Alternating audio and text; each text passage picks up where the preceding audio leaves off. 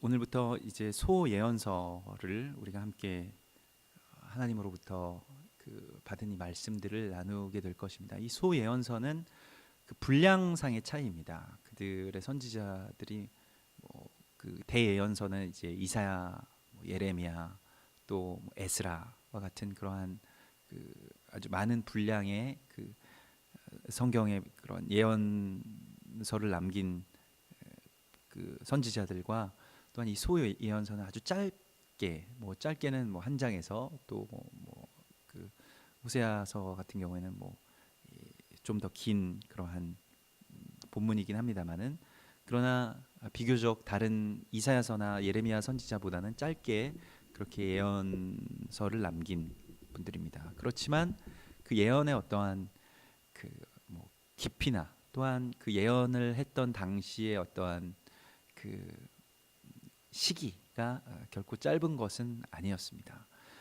그런데 이 소예언서들을 이렇게 호세아서부터 이렇게 쭉 말라기 선지자까지 이렇게 쭉 그 구약 성경의 그 뒷 부분에 그렇게 편집되어 있고 또한 그 말씀들을 우리가 그 시대와 또한 그 정황들을 잘 이해하지 않고서는 조금 이해할 수 없는 상징들도 많이 나오고 또한 그 말씀들이 무엇을 의미하는지 우리가 잘 알 수 없는 경우가 많이 있었습니다. 그래서 우리가 이제 그 소예언서를 함께 그렇게 같이 나누면서 그러한 의미들에 대해서 더 깊이 우리가 깨달음과 동시에 또한 하나님께서 정말 어떤 한 선지자를 통해서 말씀하시는 그 내용과 또 그 분량의 그런 길이와 상관없이 하나님의 아주 깊은 탄식 소리들을 우리가 이곳에서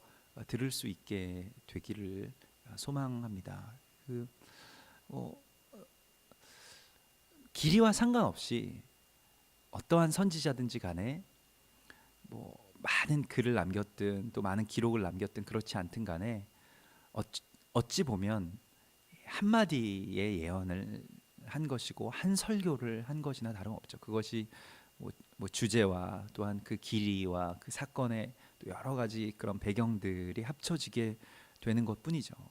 목회자들도 마찬가지입니다. 그들이 여러 편의 설교를 하고 저도 일주일에 한 20편 정도의 설교를 하게 됩니다만은 그러나 그 모든 설교의 어떠한 한 주제 또 하나님께서 그 사람을 통하여서 말씀하시는 그 한 흐름은 계속해서 똑같은 것이죠.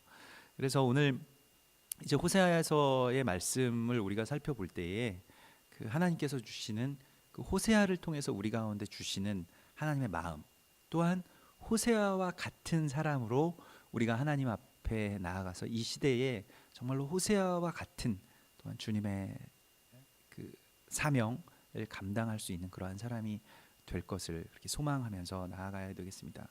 특별히 이 호세아는 북이스라엘에 대한 예언을 했던 선지자이고요. 이 북이스라엘의 마지막 선지자로 알려져 있습니다. 북이스라엘이 멸망할 때까지 예언한 선지자입니다. 호세아가 예언할 당시에 누구도 호세아가 북이스라엘의 마지막 선지자가 되리라고는 생각하지 않았을 것입니다. 호세아는 그 주전 760년 경부터 720년까지 한 40년 정도 예언을 했습니다만 그 40년의 기간 가운데 대부분의 기간은 북이스라엘이 가장 강성하고 번영했던 시기입니다. 그러니까 오늘 이 호세아서 1장 1절에 그 요아스의 아들 여로보암이 이스라엘 왕이 된 시대라고 나와 있는데 이것은 이제 여로보암 2세를 말하는 것인데 우리가 이스라엘 역사에 대하여서 분명하게 알지는 못하지만은 그러나 북이스라엘과 남유다가 나뉘어졌다 정도는 우리가 대부분 다 아시고 계실 것입니다. 그래서 우리 남한과 북한이 나눠진 것처럼 그래서 남유다는 다윗 왕조, 다윗의 어떤 직계 혈통으로 이루어진 말하자면 지금 말하는 그런 유대인들이 된 것이고 북이스라엘은 나머지 열 지파가 그렇게 그곳에서 나라를 세우게 되었죠. 그 남유다는 그 유다 지파와 또한 베냐민 지파가 그 두 지파에 속해 있습니다. 그래서 바울이 내가 혈통으로는 베냐민 지파에 속하였다라고 하는 것은 혈통적인 그 순수함에서도 다른 지파들에 비해서 그 자신의 어떤 정통성에 대한 것에 대해서는 내가 다른 사람들에게 그렇게 부끄러운 존재가 아니다라고 말할 때 자기가 베냐민 지파에 속했다라고 말하죠. 베냐민 지파 작은 지파이긴 합니다만은 그러나 유다 그 남유다의 왕조를 이룬 지파이고요. 나머지 10지파가 그 이제 말하자면 여로보암이 반역을 일으켜서 사마리아 땅에 세운 그러한 그 나라이고, 그리고 그들이 이제 계속해서 그 우상을 숭배하면서 사마리아에서 금송아지 금신상을 그렇게 섬기면서 그 땅에서 계속 왕조를 이끌어 나가는 것이 그 북이스라엘입니다.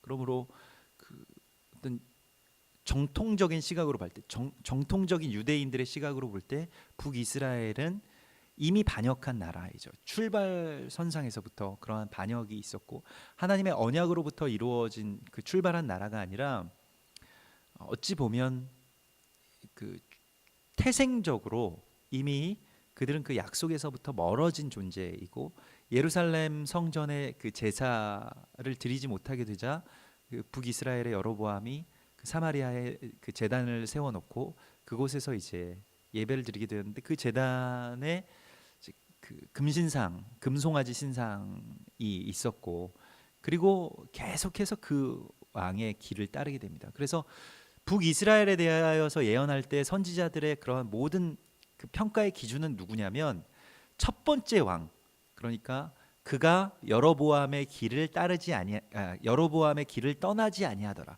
이 여로보암의 길이라고 하는 것은 그 우상 숭배의 길이었던 것입니다.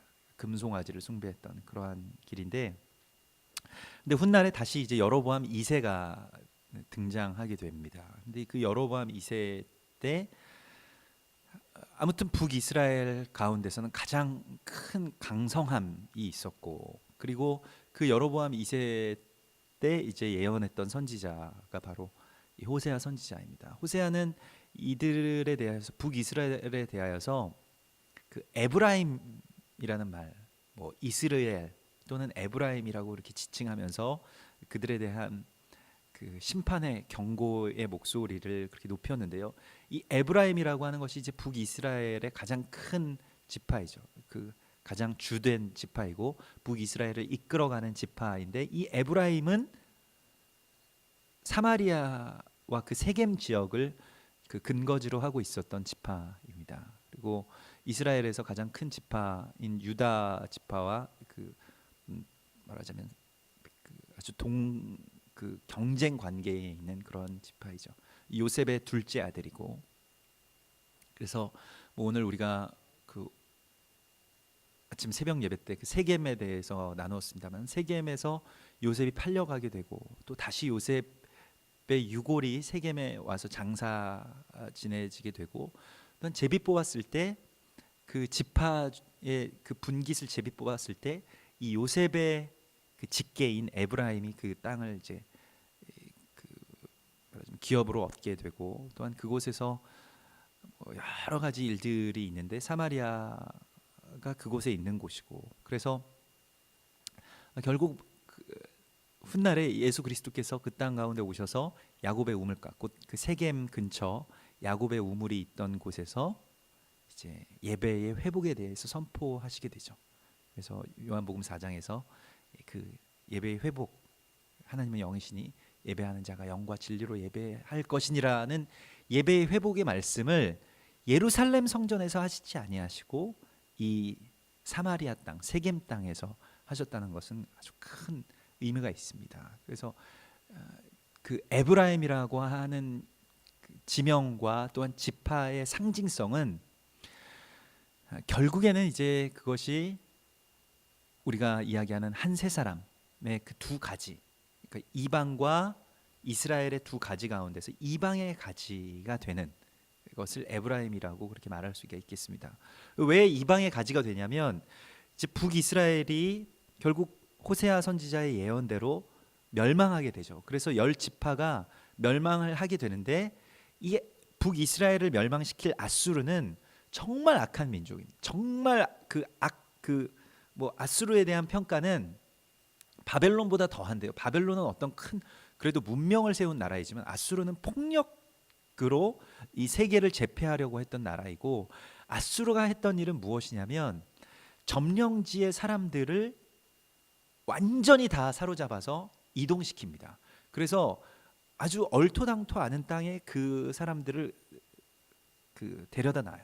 그러니까 아수르가 이스라엘을 멸망시킬 때에 그 지역을 아수르화하기 위해서, 마치 그 일본이 그렇게 뭐 황국 신민으로 만든다 뭐 이런 것과 같이 완전히 아수르인으로 그들을 만들기 위하고 그 땅의 어떠한 그 민족적인 잔재를 완전히 없애버립니다. 그래서 그 땅에 있던 모든 민족들을 고스란히 다 데려다가 포로로 다 데려다가 다른 사람들의 다른 나라 이 사람들은 조금 뭐 터키에다 갖다 놓고 뭐 몽골에다 갖다 놓고 그 아수르 제국, 아주 넓은 아수르 제국의 곳곳에다 그냥 버려놓고 가는 것입니다. 그렇기 때문에 이스라엘의 그런 어떠한 그 정체성을 가지고 살려고 해도 그곳에서 뭐 완전히 동떨어진 곳에서 살기 때문에 그들이 그곳에 있던 사람들이랑 뭐 결혼하기도 하고 또 아이를 낳기도 해서 대부분 다 이제 뭐 혼혈이 됐죠. 그래서 다시 나중에 이들이 그 아수르 제국이 멸망한 다음에 다시 이스라엘로 돌아왔을 때 이들은 이미 정통적인 유대인들로 인정하기가 어려웠습니다. 그리고 그 지파들이 어디로 흩어졌는지 다 알지 못해요. 사실은 뭐 돌아왔는데 자신들의 지파도 알지 못하고 자신들의 어떤 정체성도 찾지 못하는 그런 어떤 만신창이가 되어 있었습니다. 그들이 다시 돌아와서 그래도 겨우 정착하면서 산 곳이 사마리아입니다. 그러니까 사마리아는 항상 버림받은 땅, 그리고 저주받은 땅이라는 그러한 의식을 갖게 되죠. 그리고 돌아왔어도 유대인들이 그들을 받아주질 않습니다. 바벨론에서 귀환한 그 유대인들, 그래서 느헤미야와 뭐 학사 에스라와 함께 그 바벨론에서 귀환한 유대인들은 비교적 그 유다 그 지파의 정체성을 그대로 가지고 있었거든요. 근데 인정해 줄 수가 없는 것이죠. 너희가 어디로 갔다가 뭐 누군가의 뭐 피가 섞여 있는지 우리는 모른다. 너희들은 이스라엘 사람 아니다. 그렇게 해서 결국에는 사마리아 계속 저주받은 땅으로 거기에 있는 것입니다. 그곳에 유대인들이 상종도 하지 않고 또한 유대인들이 잘 들어가지도 않는 땅에 예수님이 들어가셔서 예배를 회복하셨다 하는 것은 굉장한 것이죠. 그래서 오늘날에도 지금 그 사마리아 땅, 세겜 땅은 아랍인들의 거주 마을입니다. 아직도 영적으로는 회복되지 않은 곳이고, 그 2000년 그 9월 달에 그곳에서 민중 봉기, 그러니까 아랍인들이 봉기를 일으켰습니다. 그냥 단순한 데모가 아니라 완전히 폭동을 일으켜서 거기에 지금 이스라엘 사람들의 어떠한 그 이스라엘 정부가 그곳을 뭐 통치하려고 하는 것에 대해서 반대하고, 특별히 그 봉기할 때에 요셉의 무덤을 훼손시켰죠. 파괴하고 그 요셉의 자손들인 이스라엘에 대해서 그렇게 아주 적대적인 감정을 가지고 있었던 곳이 그곳이고, 지금도 계속해서 그 나라에서 우리가 이스라엘 영이긴 하지만 이스라엘이 그 군사적으로는 그곳을 점령하고 있긴 하지만 그곳에 사는 사람들은 대부분 다 아랍인들이고, 또한 그들은 이스라엘 사람들을 지금도 증오하죠. 그래서 사이렌 뭐 공습 사이렌 소리가 울리면 극명하게 이스라엘 사람들은 이제 다 방공호 속으로 피하는데 아랍 사람들은 나와서 막 춤을 춘다고 합니다. 노래하면서. 같은 나라에서, 같은 그 예루살렘에서 그런 일들이 벌어진다고 하는데요.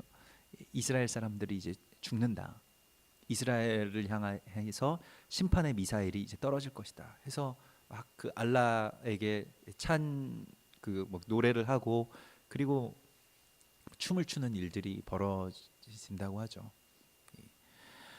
그래서 오늘 이 북이스라엘과 남유다에 대한 그 구분, 또 그 역사에 대해서 특별히 북이스라엘의 역사를 이제 거슬러 올라가는 것입니다. 그런데 북이스라엘이 그래도 나라의 어떠한 그런 위엄을 갖추고, 그리고 그곳에서 이제 살아가고 있는데, 실제로 역사적인 배경으로 보면 이 아수르가 북이스라엘을 공격하는 그러한 시기와 이제 이 호세아의 예언의 시기가 맞물려 돌아가는데, 아수르가 공격할 때 이 북이스라엘의 왕들이 생각한 것은 아수르의 공격을 막으려면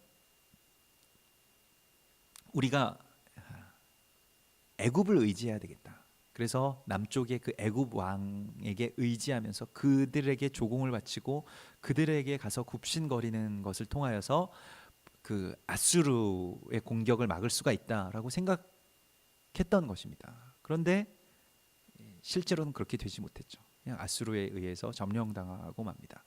그래서 어떤 그런 이 나라의 위기 가운데 있을 때, 또 아수르에게 멸망당할 때 하나님께로 나아가지 않고, 이 백성들과 왕들이 하나님 앞에 엎드리지 않고 이제 남쪽에 뭐 말하자면 태양의 신이라고 불리우는 그 파라오에게 가서 엎드리는 그런 일들에 대한 예언, 그리고 거기에 대해서 하나님께서 준엄한 심판을 하실 것이라는 말씀을 주님께서 호세아를 통해서 하신 것입니다. 소선지서가 그 우리에게 중요한 이유는 이와 같은 어떤 번성의 시기, 번영의 시기 가운데 유일하게 하나님의 음성을 듣고, 오히려 지금 뭔가 잘 이루어지고 있고 지금 뭔가 잘 되어가고 있고 지금 우리가 인간적으로, 정치적으로, 군사적으로 무엇인가를 잘 막아내고 있다라고 생각하는 그 과정 속에서 하나님의 음성을 듣지 못하는 자들, 그러니까 지금 현실과 또한 정치와 여러 가지 상황에 그 덫에 갇혀서 정작 가장 중요한 하나님의 음성을 듣지 못하는 자들을 향한 하나님의 목소리가 되는 것, 그것이 바로 소선지서이기 때문에 그렇습니다. 이러한 번영의 시기 가운데 하나님의 진노에 동감할 수 있는 사람들은 극히 드문 소수인 것입니다. 뭐 이렇게 잘 살고 있는데, 이렇게 잘 되어가고 있는데, 뭐 비록 사마리아 땅이긴 하지만 이곳에 정말 큰 복이 임하는 것 같고 하나님이 도와주시는 것 같은데, 그런데 거기에서 하나님의 심판과 하나님의 그 탄식 소리를 듣고 거기에 정말 동감하는 자들, 하나님의 그 진노에 함께 그 진동을 느끼는 자들이 바로 예언자들인 것이죠. 다른 사람들이 볼 때는 굉장히 이상한 사람들이죠. 아니 뭐 다 괜찮은데 왜 그렇게 유난을 떠느냐, 지금 이렇게 잘 살고 있는데 왜 거기에서 그런 이야기들을 하고 있느냐, 강박증 환자처럼 왜 그러냐, 그것에 대해서 뭐 사람들의 평가는 대부분 다 그런데요. 그러나 예언이, 역설적으로 예언이 가장 필요한 시기는 위기와 멸망의 시간이 아닌 것입니다. 오히려 평화와 번영의 시간 속에서 우리가 놓치고 있는 것들, 또 하나님이 진노하시는 것에 대한 깊은 어떤 깨달음이 그때 필요한 것이지, 나중에 멸망할 때 되어서 그것을 아는 것은 정말 말 그대로 소 잃고 외양간 고치는 것이죠. 하나님의 예언은 거의 대부분 이 소선지서들의 내용은 굉장히 큰 어떤 진노와 불의 심판과 멸망에 대해서 이야기하고 있지만은, 그러나 그 시기에서는 사람들이 정말로 이 말을 다 그냥 스쳐가듯이 들었을 것입니다. 이 말에 대해서 귀 기울였던 사람은 아무도 없어요. 들을 수가 없는 것이죠. 지금 잘 살기 때문에. 마치 노아의 홍수가 일어났던 때와 같이, 노아가 왜 거기서 그렇게 미친 짓을 하고 있는지 모르겠다, 왜 그 산에 올라가서 배를 만들고 있는지 모르겠다, 지금 여기서 즐기고 잘 살고 이 삶이 너무나도 중요한 것인데 왜 거기서 그러고 있는지를 모르겠다 하는 것이죠. 그러니까 묵시가 필요한 시기는 바로 이 시기입니다. 오늘날에도 하나님의 일이 진행될 때는 이미 늦은 것이죠. 그때의 예언자들은 뭐 하는 줄 아십니까? 그때의 예언자들은 하나님의 회복의 날을 노래합니다. 노래하기 시작합니다. 잿더미에 예레미야가 비로소 앉았을 때에 예레미야의 애가가 나오는 것이죠. 홀로 앉아서 잠잠히 주님을 기뻐하고 찬양하고 아침마다 새롭고 또 새로우신 하나님의 인자하심을 그것에서 노래할 수 있는 것이죠. 하나님이 회복하실 것이기 때문에. 그렇기 때문에 예언자들은 항상 보통 일반적인 사람들보다 앞서서 그 시간을 보는 자들이고, 또한 하나님의 마음을 그곳에서 읽는 자들인 것입니다. 우리는 언제나 어떤 현상만을 보고 지금 나에게 주어진 일들, 지금 우리에게 일어나는 일들을 통해서 하나님의 그 뜻을 그렇게 평가하고 재단하려고 하지만, 하나님의 뜻이라는 것이 그렇게 쉽게 우리가 지금 일어나는 이 일을 통해서 판단할 수 있는 것이 아닙니다. 하나님의 뜻은 뭐가 좋고 뭐가 나쁜지 잘 몰라요. 지금 좋은 일이 일어난다고 할지라도 그게 좋은 일이 아닐 수도 있고, 그게 심판에 대한 경고일 수도 있고, 지금 안 좋은 일이 일어난다고 하더라도 그것이 오히려 축복인 것임을 우리가 알아야 되는 것입니다. 그걸 모르면 묵시에 대해서, 하나님의 예언에 대한 깊은 이해를 할 수 없는 것입니다. 그러므로 이들은 지금의 어떤 정보를 가지고 무엇인가를 판단하는 자들이 아니라, 그 선지자들이라는 그 존재는 하나님의 음성을 듣고 지금의 상황에서 전혀 반대되는 말을 할 수 있고, 또한 그러한 통찰을 할 수 있는 자들인 것입니다. 잠언 29장 18절에 묵시가 없으면 백성이 방자하게 행하거니와 율법을 지키는 자는 복이 있느니라. 그러므로 하나님께서는 오늘 우리에게 주님의 말씀으로, 이미 주님의 율법으로 우리 가운데 계시하고 계시고 우리에게 말씀하고 계신데, 거기에 대한 묵시를, 그곳에 대한 어떤 하나님의 어떤 경고, 하나님의 그 깊은 속의 떨림을 우리가 들을 수가 있어야 되겠습니다. 그래서 하박국서 2장에 보면, 그 2장 2절에 보면, 너는 이 묵시를 기록하여 판에 명백히 새기되 달려가면서도 읽을 수 있게 하라고 말씀하시고 있습니다. 묵시에 대해서 우리가 가볍게 생각하고 그냥 그 나중에 필요한 이야기들로 생각해서는 안 된다는 것입니다. 이 묵시에 집중해야 됩니다. 그런데 오늘날의 성도들과 오늘날의 교회는 어떨까요? 지금 우리에게 필요한 것은 어떤 적당한 위로와 또한 축복을 주는 그런 달콤한 말이 아닙니다. 그것이 우리에게 필요하지 않아요. 우리가 성경에 밑줄 쳐놓은 그 달콤한 말씀들 사이에 있는 절실한 하나님의 음성에 우리의 마음이 뛰기 시작해야만 묵시의 사람들이 될 수 있는 것입니다. 이 경고의 메시지들을 우리가 알지 못하면 망하면서도 그냥 끝까지 웃고 있는 것이죠. 다 잘 될 것이다. 무엇이든지 다 긍정적으로 생각하자. 이 문제에 대해서는 외면하자. 인간의 본성이죠. 지난번에도 한번 말씀드렸지만은, 묵시를 받아들이지 않으면 그 뭐 일본의 그런 큰 뭐 전자기업들처럼, 뭐 아니면 무슨 코닥이나 뭐 소니나 뭐 이런 곳들처럼 우리가 지금 잘 되고 있다. 우리가 세계 초일류 기업이다. 우리가 세계 1위다. 지금 이 필름 분야에서는 아주 잘 되고 있다. 그런데 이제 점차적으로 사람들이 뭔가 디지털 카메라를 쓸 것 같은데요. 천만의 말씀이다. 이거 지금 세계 1위는 그래도 망하지 않는다.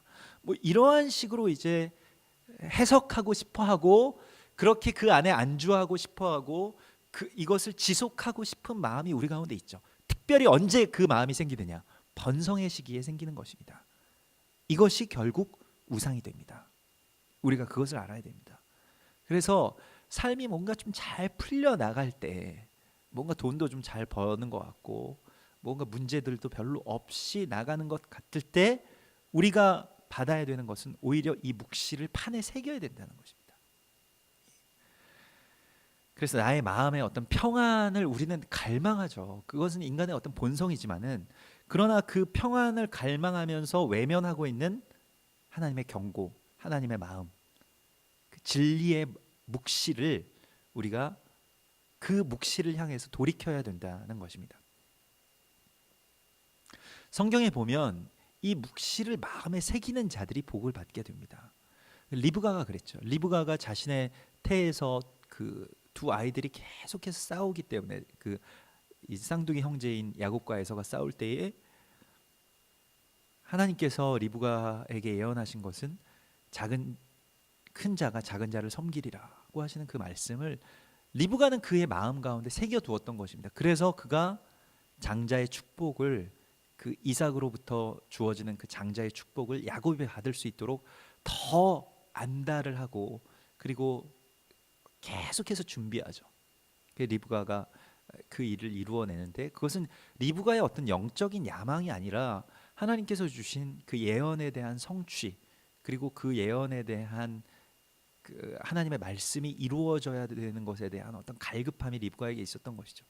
마리아도 마찬가지인데요. 마리아는 그 누가복음 2장에 보면 그 목자들이 그 마리아가 그 베들레헴에서 그 출산할 때에 목자들이 와서 경배하는 그 경배의 목소리를 잘 듣고 그냥 덕담이 아니라는 것을 알죠. 그래서 누가복음 2장 19절에 보면 마리아는 이 모든 말을 마음에 새기어 생각하니라.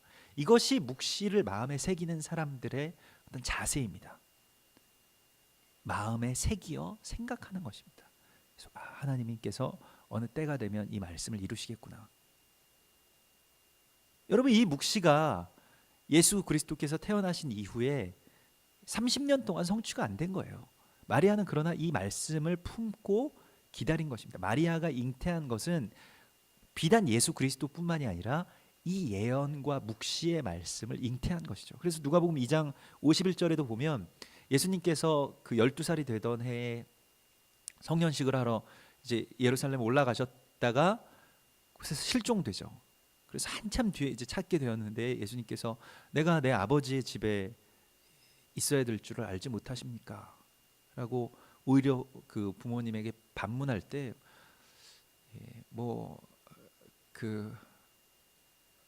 그렇게 뭐 책망하던 그런 어머니가 그 누가복음 2장 51절에 보면 그의 어머니 마리아는 이 모든 말을 마음에 두니라고 나와 있습니다. 그러므로 그 하나님께서 주시는 이 예언의 말씀들은 마치 소선지서처럼 어찌 보면 우리 인생 가운데 분량이 별로 없이, 그리고 어찌 보면 그렇게 큰 무게가 아닌 것처럼 주어지는 말씀이고 경고일 수 있겠습니다.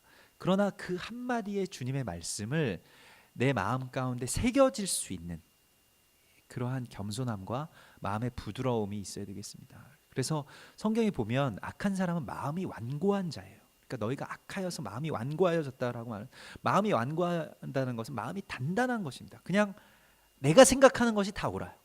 내가 중심이기 때문에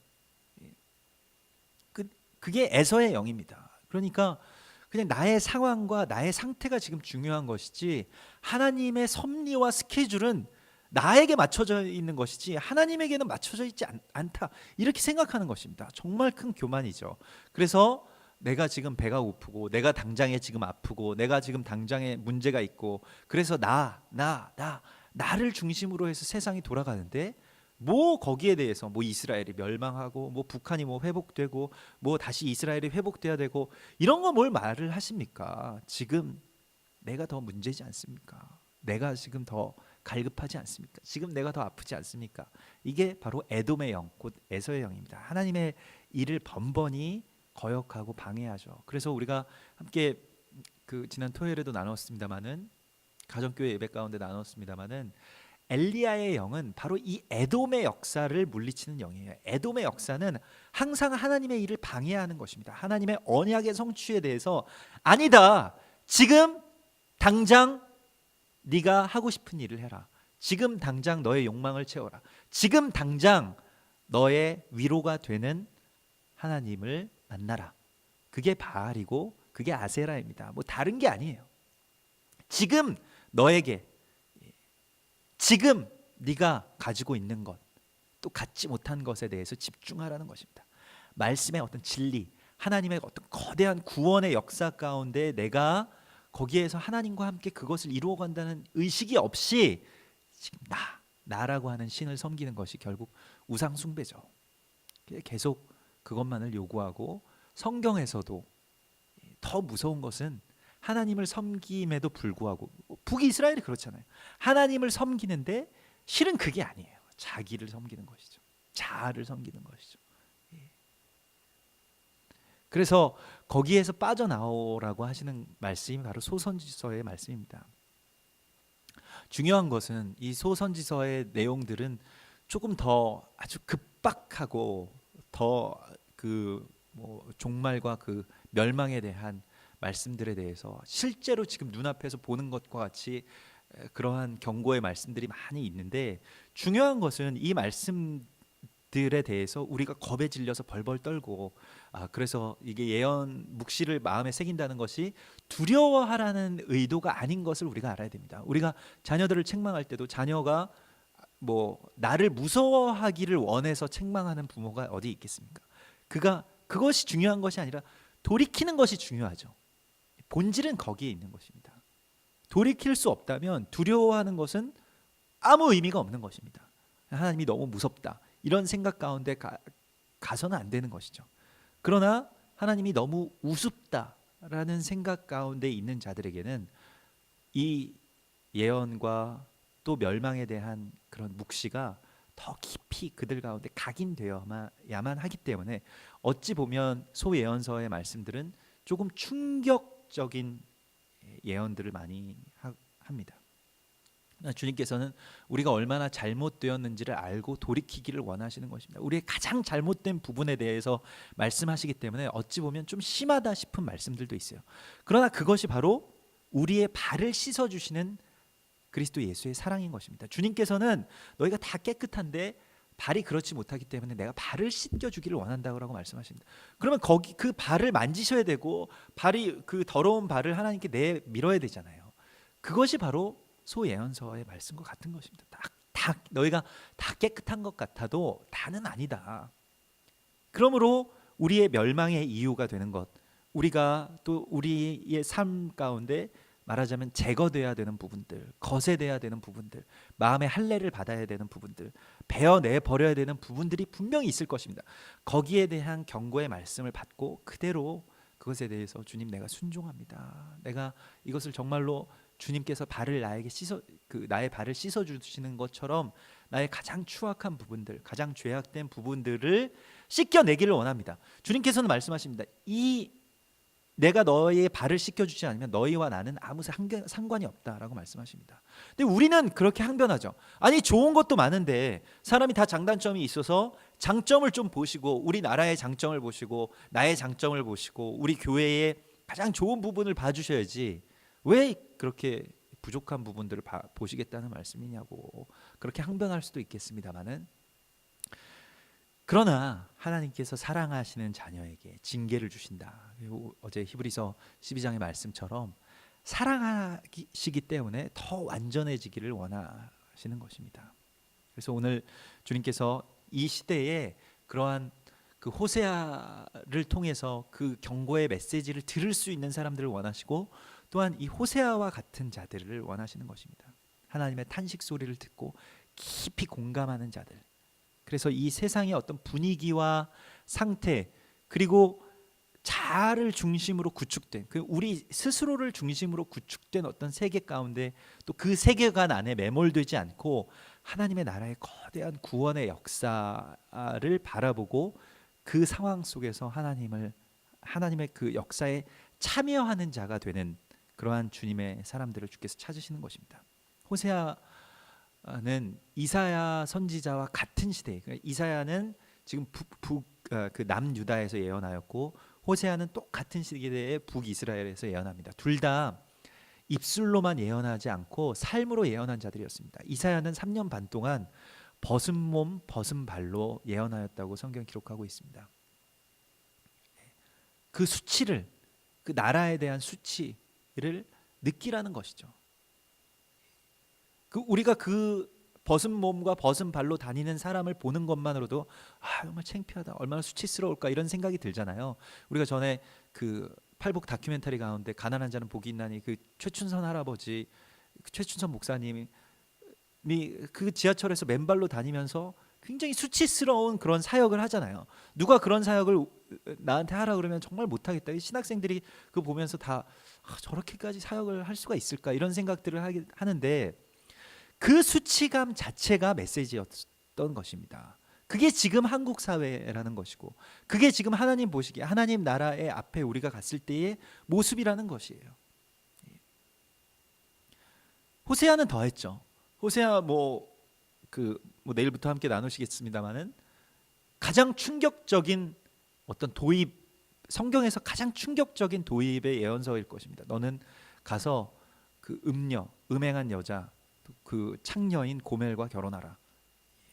엄청난 말씀이죠. 이 뭐 예언의 말씀을 주신 것이 아니라 그냥 그와 가서 결혼하라는 것입니다.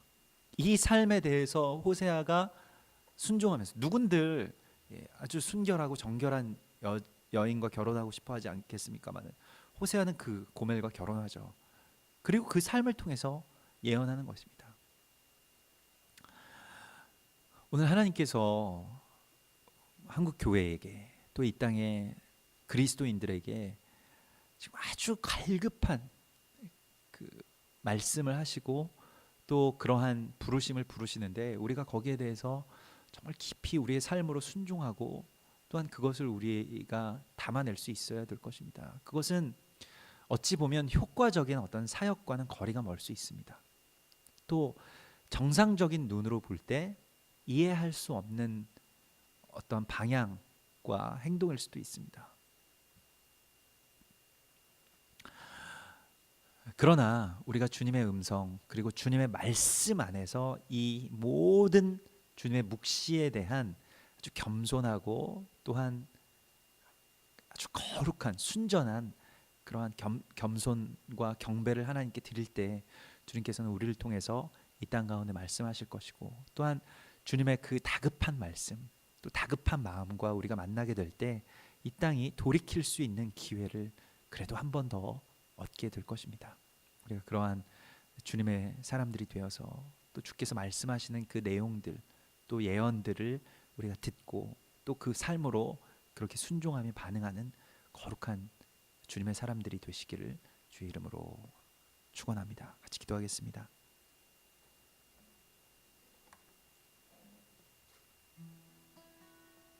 우리 시간 같이 주신 말씀 주시면서 붙드시면서 같이 기도하고 또 하나님께서 주시는 그 거룩한 예언과 묵시의 말씀들을 우리 마음에 새길 수 있도록 나의 마음을 부드럽게 하소서. 우리 이렇게 같이 소망하시면서 기도하고 이 시대와 또한 자아를 숭배하는 이 세대 가운데 우리가 나 자신을 숭배하지 아니하고 나 자신의 상태에 주목하지 않고 오직 하나님 나라의 그 거룩한 길을 향하여서 내가 나를 드립니다. 우리 그렇게 고백하면서 우리 같이 기도하겠습니다. 할렐루야, 할렐루야.